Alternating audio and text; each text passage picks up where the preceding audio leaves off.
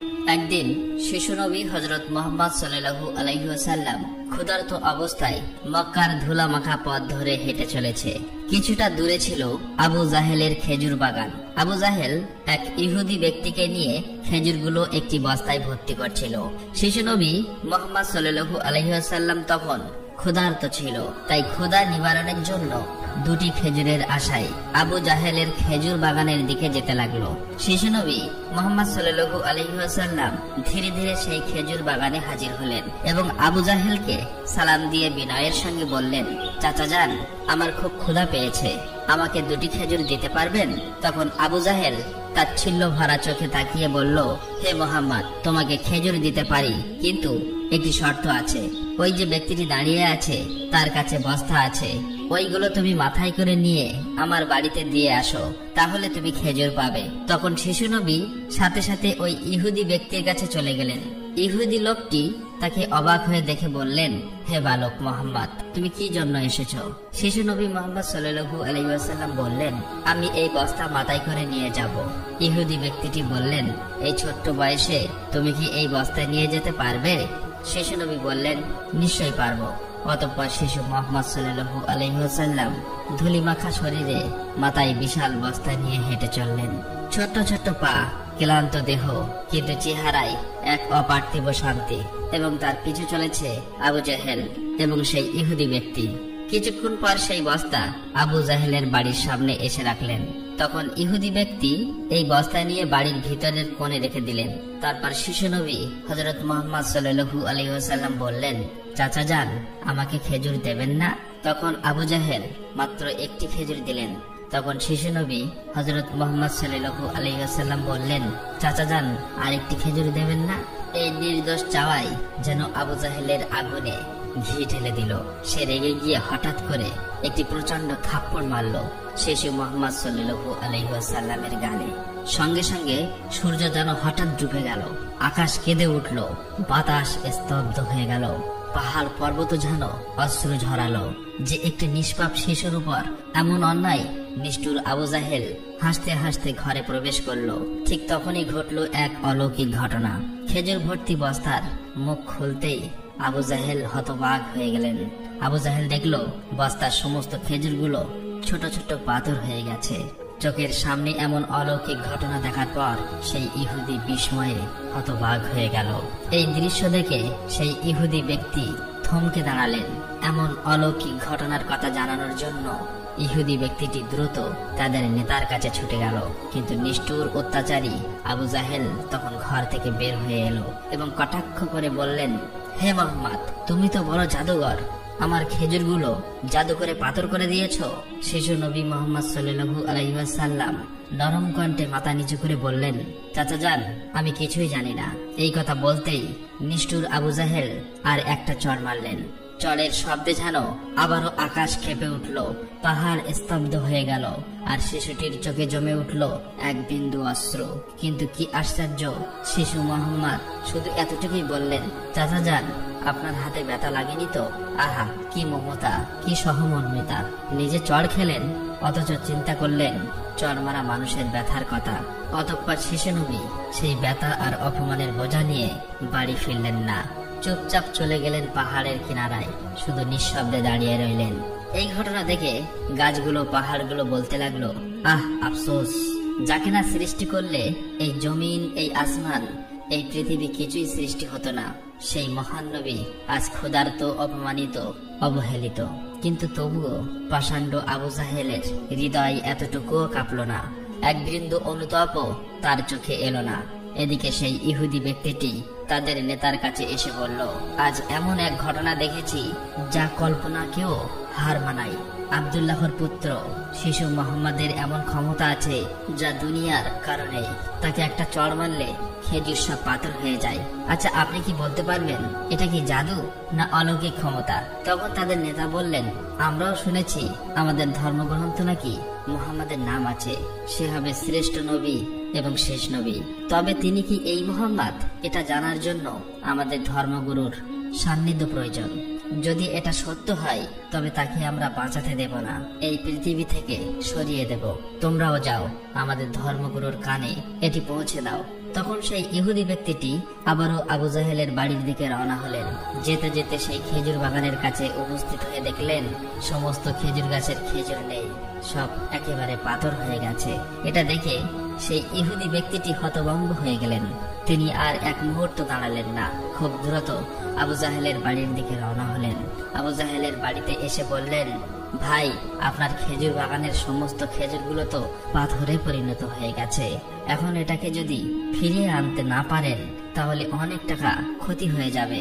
এটাকে ফেরানোর একমাত্র পথ হলো শিশু মোহাম্মদের কাছে ক্ষমা চাওয়া। কিন্তু আবু জাহেল ক্ষমা চাওয়ার পাত্র ছিল না। সে ছিল নিষ্ঠুর এবং অতি চালাক। তাই সে চালাকি করেই বলল, ঠিক আছে, চলো আমরা মোহাম্মদের বাড়িতে গিয়ে দেখি। এই বলে তারা শিশু মোহাম্মদ সাল্লাল্লাহু আলাইহি ওয়াসাল্লামের বাড়ির দিকে রওনা হলেন। শিশু মোহাম্মদ সাল্লাল্লাহু আলাইহি ওয়াসাল্লাম থাকতেন চাচা আবু তালেবের সঙ্গে। চাচা আবু তালেব তখন ঘরে একা। কিছুক্ষণের মধ্যেই আবু জাহেল এসে হাজির হয়ে বললেন, হে আবু তালেব, শিশু মোহাম্মদ কোথা থেকে এমন জাদু শিখেছে? সে তো বড় জাদুঘর। সে আমার খেজুরগুলো সব পাথর করে দিয়েছে। কোথায় গিয়েছে তুমি কি খবর রাখো? তাকে তো খুঁজে পাওয়া যাচ্ছে না। দেখো কোন পাহাড়ের কিনারায় জঙ্গলের বাঘ ভাল্লুকে খেয়ে নিয়েছে কিনা। এই কথা শোনা মাত্রই চাচা আবু তালেব আর দেরি করলেন না, শিশু নবীকে খুঁজতে বার হলেন। এদিকে শিশু নবী হযরত মুহাম্মদ সাল্লাল্লাহু আলাইহি ওয়াসাল্লাম পাহাড়ের কিনারায় বসে কাঁদছে আর বলছে, আজ যদি আমার মা বাবা বেঁচে থাকতো আমার সাথে কেউ এরূপ ব্যবহার করতে পারত না।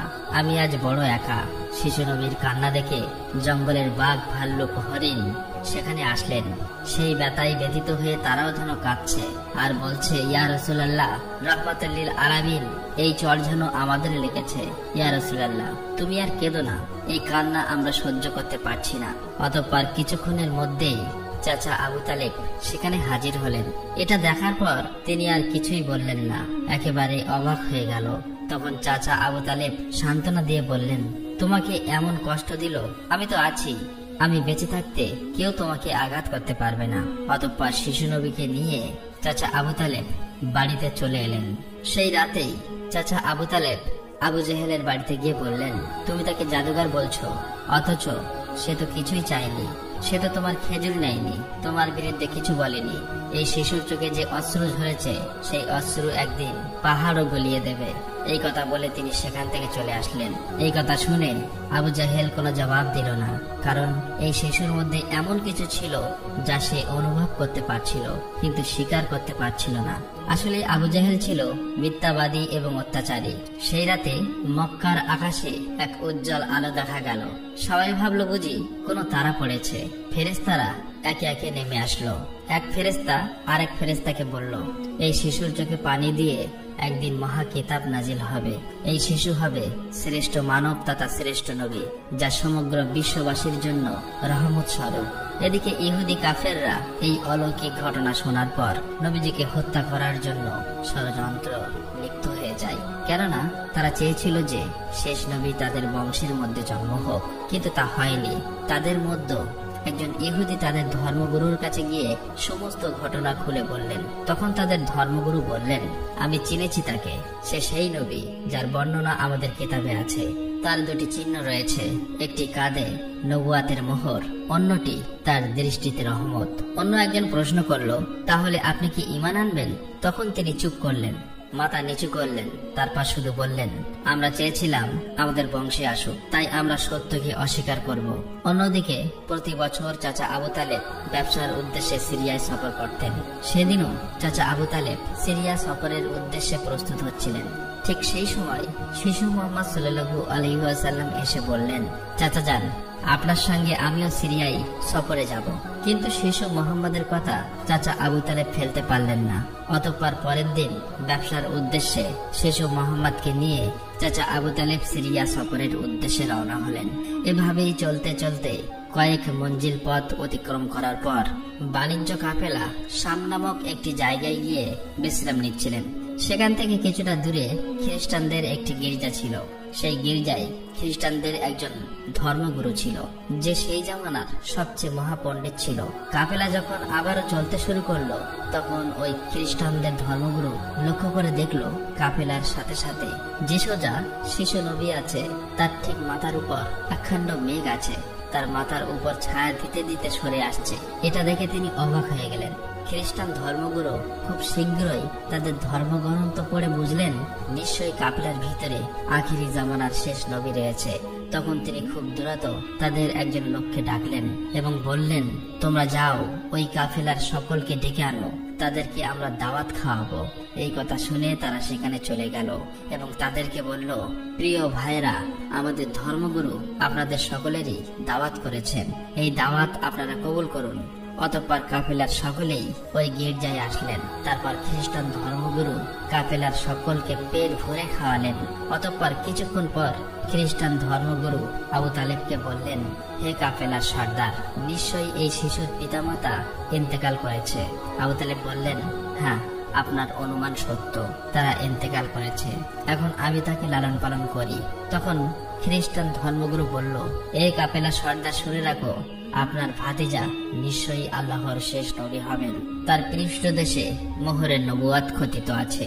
তার প্রতি তুমি খুবই সতর্ক দৃষ্টি রাখবে এবং তাকে কোথাও একা যেতে দেবেন না, কেননা ইহুদি নাসারাগণ এটা জানতে পারলে, চিনে ফেললে, তারা শিশু মোহাম্মদকে প্রাণনাশের চেষ্টা করবে, এতে কোনো সন্দেহ নেই।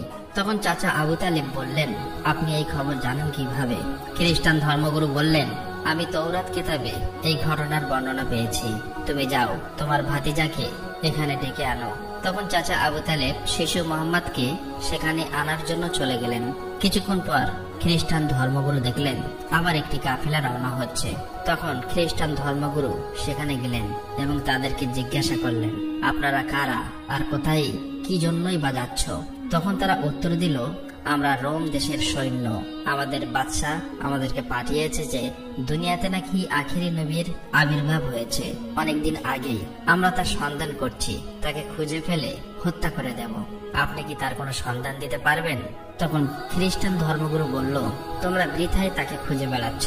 আল্লাহ তাআলা যদি সত্যিই তার শেষ নবীকে দুনিয়ায় পাঠিয়ে থাকেন, তবে তো তিনি নিজেই তাকে হেফাজত করবেন। কারো এমন সাধ্য নেই যে তাকে হত্যা করতে পারবে। অতএব তোমরা আবারও রোম দেশে ফিরে যাও। এই কথা শুনে ওই সৈন্যগুলো ফিরে গেল। এভাবেই সেই দিন অতিবাহিত হয়ে গেল।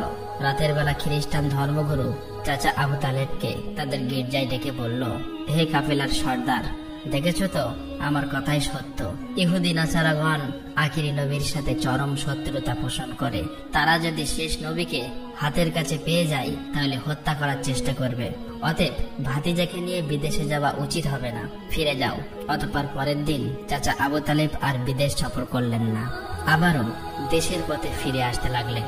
কিছুক্ষণ যাওয়ার পর পথের মধ্যে একটি ঘোড়া দেখতে পেলেন, কিন্তু সেখানে কোনো মানুষ ছিল না। এটা দেখে তারা সেখানে দাঁড়িয়ে পড়লেন। তারপর দেখলেন একজন মানুষ মৃত অবস্থায় পড়ে আছে। আসলেই এটি ছিল একজন ইহুদি যে শিশু নবীকে হত্যা করতে এসেছিল। কিন্তু আজ সেই শিশু নবী নিজে তাকে বাঁচিয়ে তুলছে, নিজের হাতে পানি খাওয়াচ্ছেন। এভাবেই তাকে বাঁচিয়ে নিজেদের সাথে নিয়ে আবারও পথ চলতে শুরু করলেন। এভাবেই চলতে চলতে তাদের কাফেলা একটি সাগরের কিনারায় এসে উপস্থিত হলেন। সেখানে ছিল একটি জেলে সম্প্রদায়ের বসবাস। তাদের কাফেলা সেখানেই বিশ্রাম নিচ্ছিলেন। কিন্তু ওখানকার জেলে সম্প্রদায় ছিল মূর্তি পূজারী। তারা ছিল কুসংস্কারে আবদ্ধ। চাচা আবু তালেব হঠাৎ করে একটি জায়গায় গিয়ে দেখলো একদল জেলে সম্প্রদায় মূর্তি পূজা করছে। তখন তাদের মধ্যে একজনকে জিজ্ঞাসা করলো, প্রিয় ভাইরা, আপনারা এমন করে মূর্তি পূজা করছেন কেন? তখন সেই ব্যক্তি বলল, আমাদের জালে বহুদিন থেকে মাছ ধরা পড়ে না, তাই সমুদ্রের দেবতাকে খুশি করার জন্য এই পূজার আয়োজন করেছি। এদিকে শিশু মুহাম্মদ সাল্লাল্লাহু আলাইহি ওয়াসাল্লাম লক্ষ্য করে দেখলেন একটি বড় মূর্তির সাথে একজন মা ও তার বাচ্চাকে শিকল দিয়ে বেঁধে রাখা হয়েছে, তাদেরকে বলি দেবে বলে। কেননা এই জেলে সম্প্রদায়ের বিশ্বাস ছিল এভাবে বলি দিলে তাদের দেবতা খুশি হবে, তাদের জালে আবারও মাছ ধরা পড়বে। তখন শিশু মুহাম্মদ সাল্লাল্লাহু আলাইহি ওয়াসাল্লাম সেখানে গেলেন এবং তাদেরকে শিকল খুলে মুক্তি করে দিলেন। সেই মুহূর্তে একজন জেলে সেখানে গেলেন এবং বললেন, আমরা যাদেরকে বলি দেব বলে বেঁধে রেখেছিলাম তাদেরকে একজন বাচ্চা খুলে দিয়েছে। এটা শুনে তারা সবাই অতি দ্রুত নবীজিকে ধরতে সেখানে যেতে লাগলো। তখন চাচা আবু তালেব তাদেরকে থামাতে গেল, আর সেই সাথে সাথেই তারা সবাই দেখতে পায় সমুদ্রের কাছে সেই বড় মূর্তিটি আপনা আপনি ভেঙে পড়েছে। সমুদ্রের ঢেউ উঠেছে আর সেই ঢেউয়ের সাথে সাথে অনেকগুলো মাছ উপরে উঠে এসেছে। এটা দেখে সমস্ত জেলে সম্প্রদায়ের মানুষ অনেকগুলো মাছ ধরলো এবং তারা নিজেরা অনেক খুশি হয়ে গেল। এটা দেখে আবু তালেব অবাক হয়ে যায়। আসলে নবীজি তখন সমুদ্রের ধারে দাঁড়িয়ে আল্লাহর কাছে দোয়া করছিলেন। নবীজির দোয়ার বরকতে আল্লাহ তাআলা তাদেরকে মাছ দিয়েছিলেন। অতঃপর তাদের কাফেলা মক্কার দিকে রওনা হলো। মক্কায় আসার পর শিশু নবী হযরত মুহাম্মদ সাল্লাল্লাহু আলাইহি ওয়াসাল্লাম চাচা আবু তালেবের ছাগল নিয়ে চড়াতে যেতেন।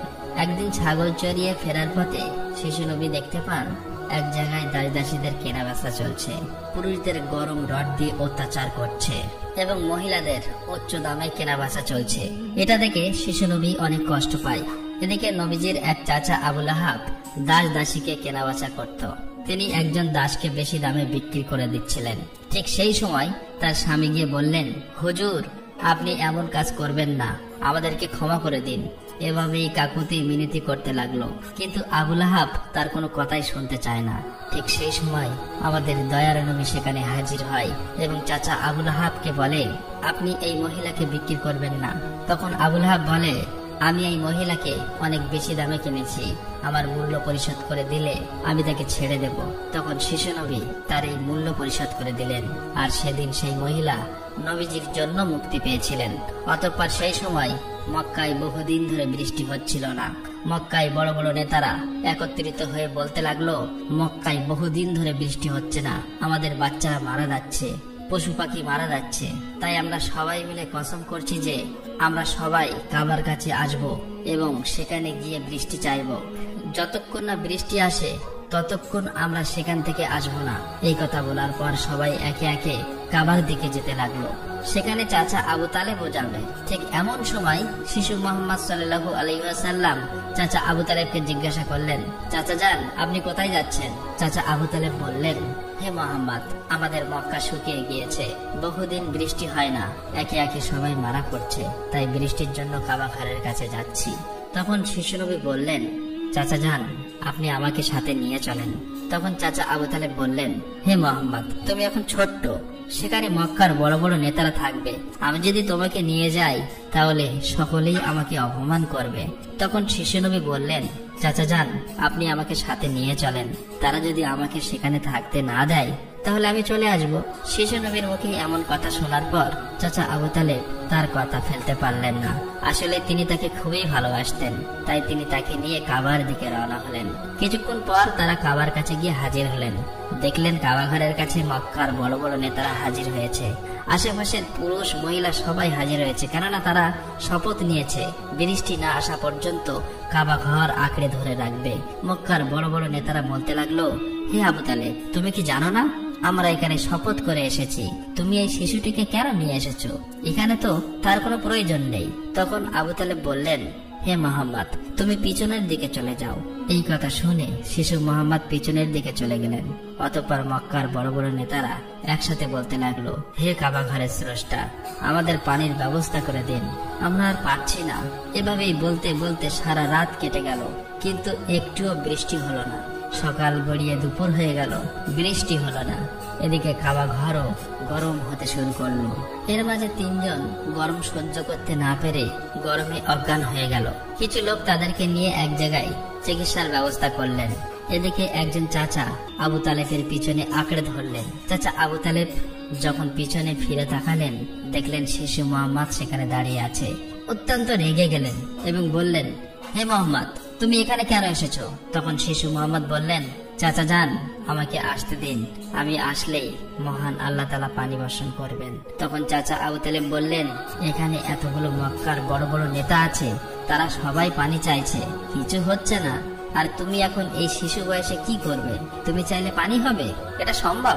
অতএব তুমি পিছনের দিকে চলে যাও। এই কথা শুনে শিশু নবী আবার পিছনের দিকে চলে আসলেন। এদিকে পুনরায় তারা একসাথে বলতে লাগলো, হে কাবা ঘরের স্রষ্টা, আপনি আমাদের পানির ব্যবস্থা করে দিন। কিন্তু কোনো মতেই বৃষ্টি হলো না। তখন সবাই ক্লান্ত হয়ে এক জায়গায় বিশ্রাম নিচ্ছিলেন। চাচা আবু তালেব পিছনে লক্ষ্য করে দেখলেন আবারও শিশু নবী সেখানে হাজির। তিনি অত্যন্ত রেগে গিয়ে বললেন, হে মুহাম্মদ, তুমি আবার কেন এসেছো? শিশু মুহাম্মদ বললেন, চাচা যান, আমি তো আপনার ঘাম মুছতে এসেছি। এই কথা শুনে চাচা আবু তালেব নবীজির উপর প্রচন্ড মায়া লাগলো এবং তাকে জড়িয়ে ধরলেন। তখন শিশু মোহাম্মদ আবারও বললেন, চাচা যান, আমাকে একটিবার কাবা ঘরের কাছে যেতে দিন। আমি গেলে আল্লাহ তাআলা পানি বর্ষণ করবেন। সেখানে থাকা মক্কার নেতাদের মধ্যে একজন এই কথাটি শুনতে পেল।